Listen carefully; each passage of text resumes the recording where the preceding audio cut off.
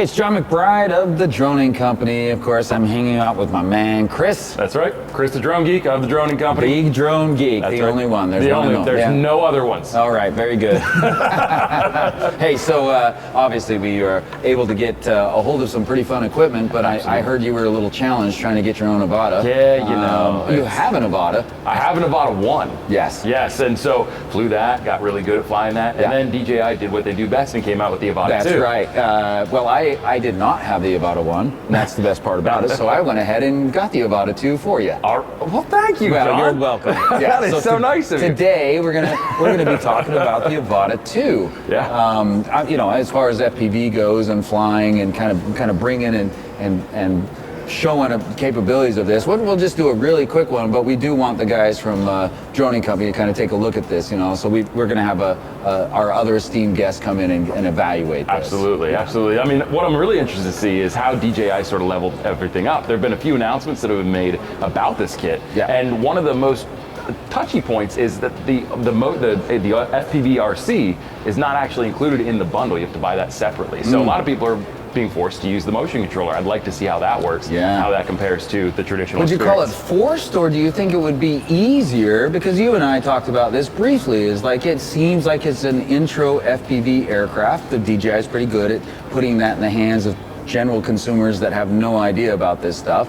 So even though they don't include the RC, do you think out of the box it'd be just a transition of like it's definitely consumer centric instead of ripping on an FPV guy, right? That's a great question, and that's sort of what I want to look at is, are we being forced to use this, or is this something that does make sense in terms of integrating a newer pilot into the world of flying first person? Right. Well, let's take a look at what's in the bag. Of course, you know me, I hate doing out of the box. Well, look at this, there's foam that's wrapped in things in there. Now, let's just take a look at some of these major components we have in the bag. You do get a fancy bag and a carrying case that comes with it. That came right out of the box, by the way. Out of the box experience was fantastic. It just came right out of the box. I mean, we didn't have any wrapping on it whatsoever. Everything was just packed in this fancy little kit here. So, drone, goggles. We got battery hub. 3 battery hub case. So right. you know this one came with 3 batteries. It is a combo you do have to buy. So I think there's 2 separate combos of more than 1 battery or less than 1. But I think it comes with 3. Sure. And in here also is the infamous. This is a lot smaller. Trigger shooter. This is a lot smaller than I thought it was going to be. I remember seeing photos of the first one, and it seemed like it fit in the handle a little bit better. This is very tiny. You know, but not a bad thing necessarily, just smaller than I thought. I did want to note on my out-of-the-box experience, which you could not share with me in the wonderfulness of that. No, I couldn't. But out of the box, very simple. I mean, other than this did not have a charger. None of them actually have the brick charger. So it does have cables in the box, props, all the other typical things you would expect. But do know that you would have to buy your own brick, and there are some bricks that are going to be a little bit better for whatever they are. These are USB-Cs on everything, so C to C, whatever it might be. What I like about this actual design for the charger is just like the modularity of it. I mean, in terms of grab and go and packing, this is actually a lot more convenient than the traditional LiPo setup you get with like a traditional 5-inch or Cinewoop for sure. Yeah, very simple, very simple. But you know, as far as again additional out-of-the-box components, after I turned everything on, we loaded the battery.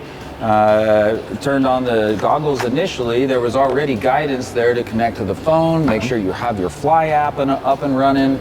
All of that was very, very easy. Absolutely. You know, and then even with the firmware update, because I did do a firmware update, very simple, very easy, super intuitive. Yeah. So, but you know, we can stop talking about it now and probably go rip it around. But I think so. But you know, we do need to get those other guys in here. So all right, fine. The power of technology will make it real easy. We'll just. That's pretty easy. Yeah, that was pretty easy. The fancy, oh, hey, how you doing? How's it going, guys? Nice to see you, nice to see you. Absolutely, absolutely. So who do we have here? Man, we have our infamous Tim. Yeah, you know. Somewhat infamous. Yes. Especially when it comes to stop signs, right? Hey. Yeah. No, buddy. An absolute Top on my tail, you know. absolute killer on the content creation that you're doing for the Droning Company. Yes. And then we have our resident FPV expert. Sam Carp. That's me. There we go. That's Sam. Don't mind him. We all just look like this around Sam. Didn't really notice that. What I'll be interested to see here is the contrast, because we've got Tim, who's relatively new to FPV. We've got Sam, Sam, who's been flying now for about 5 or 6 years. So we've got a really nice contrast, especially when it comes to flying this system, seeing how easily integratable it is for somebody just getting started and somebody that's been doing it for a long time. Yeah. So we're really excited to see what you say, because we were just talking about how, what that is to try to control. Yeah. So, we'll start here and see how you go, and then your interesting perspective of both this and as well the controller to rip it around and see what it does. So very cool. Let's just go down. I know we're here at AUVSI hanging out. We got a beautiful backdrop to San Diego. Absolutely. Let's go down to the show and see how some of these functions work. To get started with our review of the DJI Avata 2, we went down to the AUVSI Xponential 2024 showroom, where I talked a little bit first with Sam Karp about the overall design of the Avata 2 and the expected camera performance. So we are here at Xponential 2024 in San Diego, California, and we're reviewing the DJI Avata 2, and we've got our FPV expert here, Sam Karp. I want to talk to you a little bit about form factor on this drone, because this is a really unique build that they've come up with, and it's definitely evolved from the Avata 1. Yeah, so you had the Avata 1. Yes. I have had the opportunity to fly it a handful of times. I wasn't the biggest fan of that drone. So I'm looking forward to actually getting a chance to test this one out and see if my opinion on it has changed. It seems like one of the biggest things they've changed is the form factor. It's a little bit larger overall, especially the props. They've changed the props to a T-mount system, so you can, in theory, swap out these props for any 3-inch T-mount motors or props, which will be pretty nice to kind of customize how it's flying. But Yeah, and the other thing I like about it too is if you're familiar with the Avata 1 system, the Avata 1 had decently sized motors on them, but the problem that we had was those fan blades paired with the smaller motors usually meant pretty ugly prop wash, and it looks like this has a slightly larger motors on it, and of course the increased propeller size means we're going to get a heck of a lot more power out of this drone. So I'm excited to see how it flies. We're going to do that a little bit later on today. Any final thoughts about the build of this drone as you look at it? honestly, it looks pretty slick. It seems like they've really refined just the overall design of everything. The one thing I'm really excited for is the new camera system on here. Yes. I'm super stoked to see how it turns out. 1/1.3-inch sensor, so that's huge. Yeah, so I'm excited to compare this to some GoPro footage. Absolutely, and we will definitely do that too, but very excited about the camera system myself too. So let's go ahead, let's find those goggles. Tim's around here somewhere with them, and let's talk about the goggle system. While I wasn't able to track down Tim initially, I was able to find the goggles. He must have sat him down to go get something to eat, and when I put them on, something special happened. I can't see anything. Tim handed me these and then ran away, and now I can't see anything. Whoa, hold up. It's easy. Okay. Just double tap. Oh, hey, look at that. There you go. Hey, thanks, Tim. Really appreciate that. You're welcome. So let's sort of talk about these goggles. It seems like you know quite a bit about the goggles themselves. How does this all work? How does this pass-through technology work? Because it's interesting to see it in action. Right. Well, the funny thing about it is that I recently purchased mine the day it was released. However, I barely just flown it like a few days ago, right? Someone like myself who visually is challenged, when I tried the goggles on for the first time, right away, one of the things that really struck my eye was the fact that I can adjust the diopter to my vision. Okay. And another thing for someone who actually cannot see out of his right eye, because I was born with a detached retina. So for someone who literally only lives seeing out of one eye, you can use this, and it works. You see everything just like you would normally see. That's cool. I think DJI did a great job. And it's not the smoothest experience because the vision is cropped in a little bit, but I can say that I can very easily see what's in front of me for the most part. I could see this being very useful for, you need to change a battery out, you need to do something to the drone without having to take your goggles off. You can very easily use that double tap and be able to see right through. It's also great for observational awareness while you're flying too. I have a nice little HUD up in the corner here where I can see what's going on with the drone in terms of its speed, but I also have complete observational awareness directly in front of me. Yeah, I mean, what I'm seeing is that you know where you are. Yes, I'm very aware of where I'm at, despite the fact I'm wearing FPV goggles. So other use cases for this, any other strengths that you like? I really like this headband as well. Can you talk a little bit about that and the head pad? Now, mind you, I don't know, I have no other experience with any other goggle set or headset. This is all I know. But when I tried it on, I noticed how comfortable it was, even with the strap in the back. I like how you can adjust it, so if it's too tight or not tight enough. You can just adjust it with a little knob in the back. Right. And also it has another feature at the top that helps to relieve pressure from your eyes and nose. Yes. I really like that. Yes, and it also is really great with light leak. I'm not seeing any light leak around me, which makes my vision a lot better, not just with the drone, but also just walking around here. Yeah. So this just demonstrates us walking through Xponential 2024's trade show floor, how powerful this system is and how dependable it really is too. I mean, it works really well. We didn't run into anybody. We covered probably 300-400 feet right there, just walking up the aisle there. So I'm really excited to see how you fly this drone compared to our FPV expert who's just off camera here, Sam, right. And get your takes on it. So why don't we head out? Let's go put this out in the field and let's see how it does. Let's go. All right, so we went back to the Airbnb to do some test flights with the Avata 2. We've got Tim's Avata 2. We've got John McBride's Avata 2. We're ready to go. So we're gonna be doing just quick test with the motion controllers, get everybody's take. We've got Sam Karp behind the camera. We're just all gonna take turns, see what we think of it. So let's not waste any more time. Let's get these things in the air. Let's get it. John's got his up.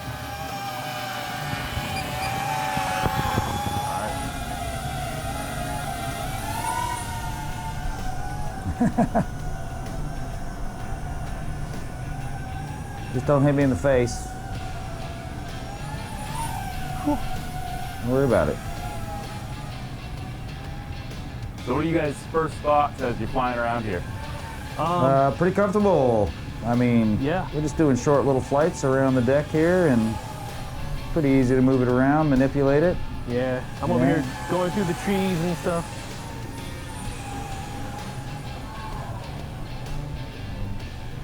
Oops, sorry ladies. Oh, pull up. Close call. Somebody cursing at you? Feels very smooth, like, How was that correction you just did, Tim? That was pretty easy to do? yeah. Okay. Yeah, for me, you know, being a traditional RC guy, trying to fly these with a traditional stick setup, a little different with the controller. Very smooth though, I mean, simple to operate, not super hard, but it takes some practice, probably to get it exactly where you want it. I think the left and right is very intuitive, easy to control. However, the up and down of moving the camera and possibly the motion is a little strange. So, but You know, I have to get kind of used to that. with the up and down, it is a little strange for me too, and I'd say it feels weird, but I get it. I get that I have to do it because if I don't, I'm gonna. Oh, I just passed. I was just I above did. you. Yes, I saw you. I'm gonna chase you. I really want to go out to the ocean, but I don't know if the signal will How allow. far are you gonna go? I'm just chasing. I think after I you. want to try it. You got OcuSync 4 on it. Let's go. And do you guys have return to home on there? We should. We're just gonna say okay. Yeah. I know how to come back. If not, we're taking a walk. Please note on where you are going. He's just going down. I'm in chase plane mode, by the way. Let's go. I wanted to go faster though, but I know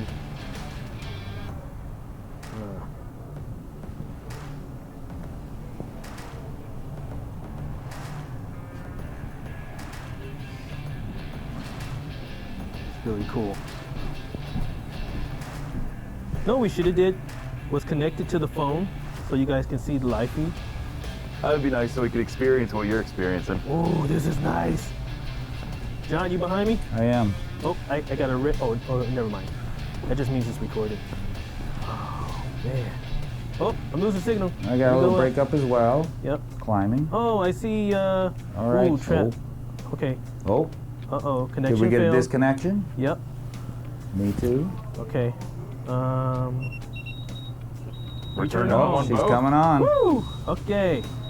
Still recording. This is good. Proper test. Thank you, Proper Jesus. test. It's working. Woo! And we're really not that far. However, we do have a lot of stuff in between us, I suppose. Yeah. Lots of trees, Wi-Fi signals too. So the H signal, I've got an H signal, or an H indicator on the thing to tell you exactly where the home point is. Yep, it tells us that we're going north now.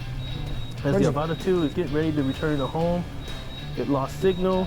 I was trying to dive towards the beach area, the waves, and then it just lost signal. So we are at, well, I'm at 1,500 feet. Okay, 1,400 feet now. I'm 540. I keep seeing birds out there. Like, oh, there it is.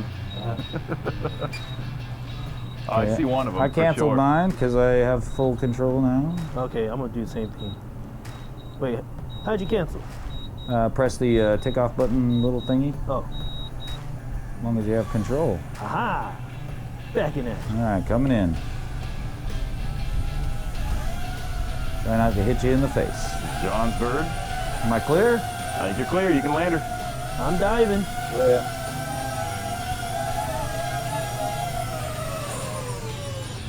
All right, that was fun. I'm diving. I was way up there apparently. Oh, I see it. I see it. Here's Tim's bird. All right. Well, it picks up some speed, doesn't it? Oh yeah.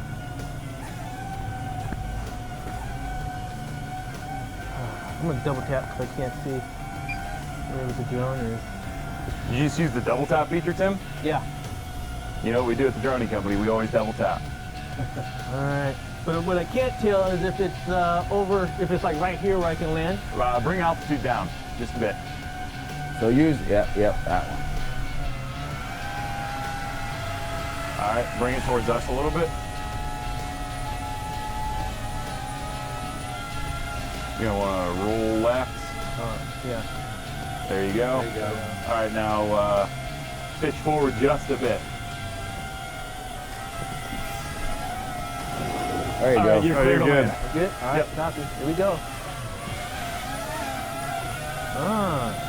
Look at the little Avata. Okay. Wow. All right. Amazing stuff, guys. Bingo. No crash. All right. Yep. All over the ocean, switch to return to home. Yep, Yeah. that's what it did. So Nice. I will say that's a very kind of scary experience, of course, to be cruising FPV, having you guys watching the birds line of sight. However, it wasn't very far that it went that we had that disconnect. We did dive down behind a few buildings, Yeah. so it was a little bit more for a second. But you know, the traditional return to home action, you know, got us reconnected. I let it got come for back like what 80% of the way, and then you know, I had screen coming the whole way, but Yeah. I let it slow down and then stop the return to home. Pretty easy cancel for that, Yeah. So I and mean, then retake control. it's good to know that we still have that assurance that we have the return to home, because as soon as I lost connection, I was like, okay, what do I do now? Yeah, so. Oh, like, oh man. So, I mean, it's certainly not a condition you want to put the bird in every single time, but it's nice, you know, as long as you have the space and you've set up the parameters, it's good. So, no, that was fun. Very fun. Great. All right. So we had a full day today, guys. I mean, walking around the expo hall here, you know, going out, flying the drone itself. But really what I wanted to do is bring you both together and let's talk about the DJI Avata 2 and how it works in terms of from an entry-level perspective to somebody that's been flying for years. We'll go ahead and start on Sam's side. You know, tell us in terms of somebody that's been flying traditional FPV for about 5 to 6 years now, you know, what was this experience like for you, especially using the motion controller out in the field? The motion controller, I mean, it's surprisingly good. It, you can pick it up pretty quickly. I mean, Tim just the other day, he did his very first flight on it and was up and flying immediately. Yeah. And he captured some incredible footage of the cliffside, just perfect. Yeah. So on that end, it's shockingly good. You're not going to get quite as detailed flight and movement that you would with a standard like FPV controller. Yeah. But as far as like a beginner goes and like getting people into FPV, shockingly good. Yeah. I'm impressed. And that was the same experience I had, just a little bit of experience flying FPV myself. You know, the motion controller is a lot better than I thought it was going to be. But in terms of its one-to-one experience, definitely not a one-to-one experience. And you do lose a little bit of controllability, but it's not enough for you to go, hey, this is unusable. It's actually quite intuitive. So now let's shift it over. Tim's side. Tell us a little bit, as somebody that's just getting started in an FPV and getting used to that interface, having the feed right in front of your face, having no other peripherals, you know, what is that like? and tell us how easy DJI made it for you to transition in. Well, just kind of piggyback off of what Sam just said about it not giving you as much control as you would like. I kind of recognize that, though, knowing that I've never flown FPV at all. But it was something about when I picked up the Motion 3 controller, and immediately when I took off, like I just went. I mean, y'all saw it. Yeah. It's like my instincts kicked in. Yeah. And I think DJI did a good job of making it. What's the word? I don't know. Just so simple. Yeah. That your grandma can do it, a caveman can do it. You know what I mean? It's really all in the wrist. And once I understood that, I was hooked. Yeah. So now I want to get the other controller because I want to learn how to fly like he flies.